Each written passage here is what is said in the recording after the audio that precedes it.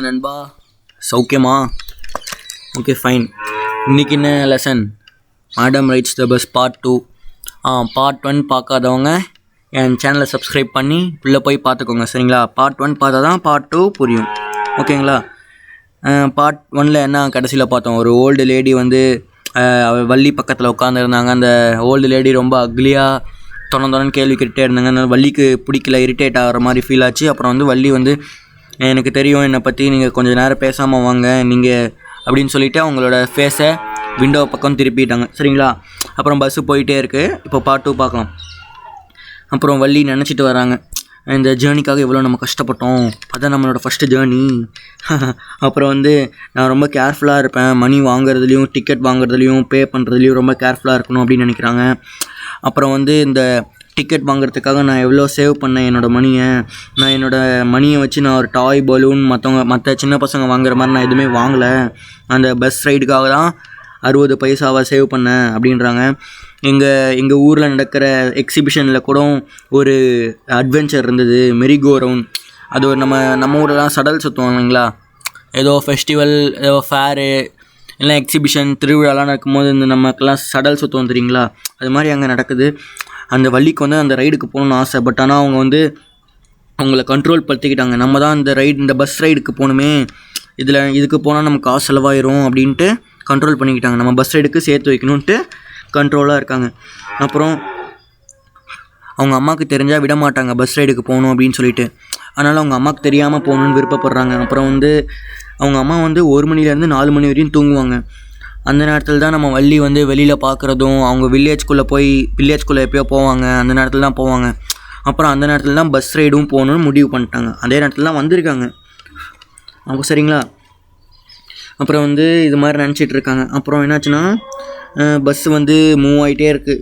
நிறையா பார்க்குறாங்க, landscape, mountain நிறையா பார்த்துட்ருக்காங்க, சரிங்களா? அப்புறம் வந்து நம்ம வள்ளிக்கு என்ன ஃபீல் ஆகுதுன்னா, நம்ம பஸ்ஸு போகுது இல்லைங்களா, அதுக்கு முன்னாடி இன்னொரு ஆப்போசிட்டில் ஒரு பஸ்ஸு வந்தால் அந்த பஸ்ஸை முழுங்குற மாதிரியே ஃபீல் ஆகுதான். எவ்வளோ பெரிய இமேஜினேஷன் பார்த்தீங்களா? வள்ளியோட இமேஜினேஷன் இல்லை, ஆத்தர் நல்லா இமேஜின் பண்ணி ரொம்ப சூப்பராக எழுதிட்டு இருக்கார். ரொம்ப இன்ட்ரெஸ்ட்டாக போகுதுங்க அது. யார், நம்ம தமிழ்நாட்டு ஆத்தர் இல்லைங்களா, அப்படி தான் இருப்பாங்க. அப்புறம் என்ன நடக்குதுன்னா இப்படி நினைக்கிறாங்க. அப்புறம் வந்து பஸ்ஸு ரொம்ப ஸ்பீடாக போகும்போது பக்கத்தில் விண்டோ சைட் ட்ரீலாம் இருக்கும் போது அந்த ட்ரீயை பார்க்க அந்த ட்ரீ நம்ம கூட ஓடி வர மாதிரியே ஃபீல் ஆகும். நமக்கே நிறையா ஃபீல் ஆகும், ட்ரெயின்லாம் போகும்போது நல்லாவே ஃபீல் ஆகும், சரிங்களா? அது மாதிரி நம்ம வள்ளிக்கும் ஃபீல் ஆகுது. அப்புறம் வந்து திடீர்னு ஒரு யங் கவ் வந்து அவங்க பஸ்ஸை நோக்கி ஓடி வருது. நம்ம வள்ளிக்கு ஒரே எக்ஸைட்டாக இருக்குது, என்ன பண்ண போகுது அந்த கவ் அப்படின்ட்டு. நம்ம டிரைவர் பஸ்ஸை ஸ்லோ பண்ணுறாரு, ஹார்ன் அடிக்கிறாரு. ஹார்ன் அடித்தோடனே நம்ம கவ் வந்து ரொம்ப கன்ஃபியூஸ் ஆகி பயந்துடுச்சு. அந்த பயத்தால் இன்னும் ஸ்பீடாக ஓடி வருது. நம்ம வள்ளிக்கு வந்து ஒரே சந்தோஷம், என்ன பண்ண போதோ அப்படின்ட்டு. எல்லோரும் பயப்படுறாங்க, நம்ம வள்ளி மட்டும் சிரிச்சுக்கிட்டே இருக்காங்க. அப்புறம் அந்த கவ் வந்து அதோட மற்ற சைடு வழி கொடுத்துருச்சு. அப்புறம் பஸ்ஸும் போயிடுச்சு, சரிங்களா? நம்ம கண்டக்டர் வள்ளியை சிரிச்சதை பார்த்து, பாப்பா போதும், கொஞ்சம் நாளைக்கும் சிரிப்பாட்டிக்கு வைங்க, நாளைக்கும் சிரிக்கலாம்ல அப்படின்ட்டு காமெடியாக சொல்கிறாங்க. இப்போ வந்து ரயில்வே கேட்டை க்ராஸ் பண்ணி போகிறாங்க. அப்புறம் ரயில்வே கேட்டில் கேட் போட்டாங்க.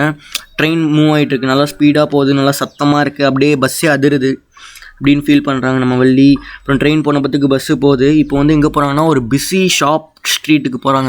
நல்லா நிறையா க்ரௌட் பீப்புள். இந்த திருச்சி சைட்லாம் போனீங்கன்னா, திருச்சி சைடு என்ன எல்லா டவுன் எல்லா சிட்டிலையும் பார்க்கலாம், நிறையா க்ரௌட்லாம் இருக்கும்ல, நிறையா ஷாப்பு நல்லா பிரைட் அண்ட் கலர்ஃபுல்லாக இருக்காங்களாங்க.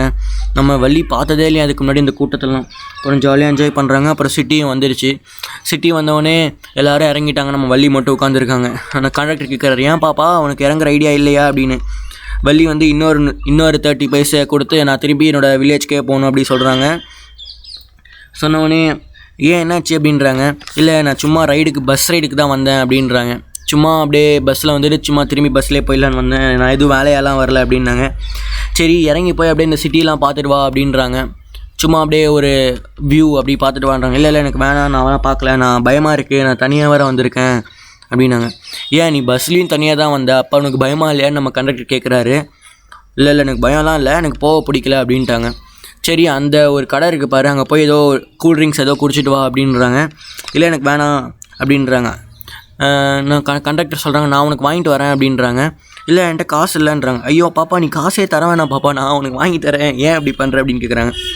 இல்லை எனக்கு பிடிக்கல விட்டுருங்க அப்படின்றாங்க. சரி கண்டக்டரும் ஓவராக கம்பல் பண்ணல, சரி அப்படின்ட்டு விட்டுட்டாங்க. அப்புறம் வந்து ரிட்டன் ஆக போகிறாங்க. நிறையா இல்லை, கொஞ்சம் பேசஞ்சர்ஸ் தான் வராங்க. இப்போ பஸ் வந்து மூவ் ஆகுது. அப்புறம் ரிட்டன் ஆகும்போது வள்ளிக்கெலாம் ஓவர் சந்தோஷம் இல்லை, ஏன்னா பார்த்த வியூவே தான் திரும்பி பார்ப்பாங்க. ஓவர் எக்ஸைட்டடாலாம் இல்லை, சரிங்களா. அப்புறம் போகிற வழியில் தாங்க ஒரு சோகமான ஸ்டோரி. என்னென்னா, ஒரு கவ் வந்து இறந்து கிடக்குது, டெட்டாக இருக்குது. அந்த வள்ளி கேட்குறாங்க கண்டக்டர்கிட்ட, நம்ம வர வழியில் பார்த்தோமே அந்த கவ்வா அது அப்படின்னு கேட்குறாங்க. நம்ம கண்டக்டரும் ஆமாம் அப்படின்ட்டு ரொம்ப சோகமாக சொல்கிறாங்க. வள்ளி வந்து ரொம்ப சோகமாயிட்டாங்க. நம்மளே சோகமாகும் இல்லைங்களா. இப்போ தான் அந்த கவு நல்லா ஜாலியாக ஓடிட்டு இருந்தது, திடீர்னு இறந்துருச்சுன்னா எப்படி இருக்கும், ரொம்ப ஃபீல் ஆகிட்டாங்க. அதனால் நம்ம வள்ளி வந்து எதுவுமே பார்க்கல, வெளியில் பார்க்கல, ரொம்ப சோகமாக வராங்க. ஃபஸ்ட்டு இருந்த சந்தோஷம் இல்லைங்க, சரிங்களா. அப்புறம் அவங்க வந்து ஒரு ஸ்டாச்சு மாதிரி ஆகிட்டாங்க, அப்படியே எதுவுமே பார்க்காம மனசை ரொம்ப சோகமாகிட்டு இருக்காங்க. அப்புறம் வந்து அவங்களோட வில்லேஜ் வந்துருச்சு. அப்புறம் வந்து அவங்க எந்திரிச்சு நல்லா பாடியெலாம் ஸ்ட்ரெச் பண்ணிவிட்டு கிளம்பிட்டாங்க. அப்புறம் வந்து கண்டக்டர்கிட்ட see you again, போயிட்டு வரேன் அப்படி சொல்கிறாங்க. நம்ம கண்டக்டரும் கொஞ்சம் ஃபன்னியாக, சரி போயிட்டு வாங்க, அப்புறம் இனிமேல் பஸ் ரைட் பண்ணணுன்னா எங்கள் பஸ்க்கே வாங்க, அப்புறம் மறக்காமல் பணத்தை எடுத்து வந்துடுங்க டிக்கெட்டுக்கு அப்படின்னாங்க. நம்ம வள்ளியும் சிரிச்சுக்கிட்டே இறங்கி போகிறாங்க, சரிங்களா.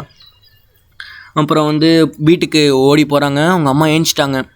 அவங்க அம்மா வந்து வள்ளியோட ஆண்டிக்கிட்ட பேசிகிட்டு இருக்காங்க, சரிங்களா. அந்த ஆண்டி வந்து ஒரு சேட்டர் பாக்ஸுங்க, அந்த ஓல்டு லேடி மாதிரி, அந்த ஓல்டு உமன் வள்ளி பக்கத்தில் உட்காந்துருந்தாங்களே அது மாதிரியே தொண்ணு பேசிகிட்டே இருப்பாங்க, சரிங்களா. அந்த ஆண்டி தான் கேட்குறாங்க, எங்கே பாப்பா போயிட்டு வர அப்படின்னு.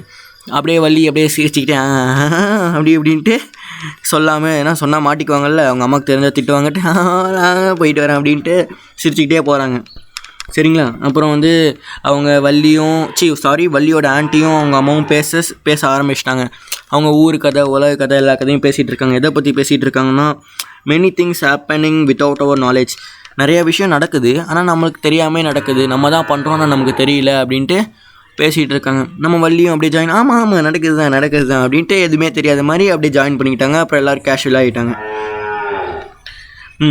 அப்புறம் அந்த ஆண்டி சொல்கிறாங்க, ஆமாம் என்ன இந்த பொண்ணு இன்மெச்சூர் கேர்ளாக இருக்குது, நம்ம பேசிகிட்டு இருக்கும்போது நடுவில் வந்து பேசுது அப்படின்ட்டு பண்ணுறாங்க. நம்ம வள்ளி ஆமாம் பேசுகிறேன்னா அப்படின்ட்டு சிரிச்சிட்டே இருக்காங்க.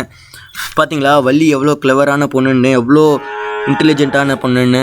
அங்கே போய் அவளோட விஷயம், அவளோட ஆசையும் நிறைவேற்றிக்கிட்டா மற்றவங்களுக்கு சந்தேகம் வர மாதிரியும் சந்தேகமும் வரல.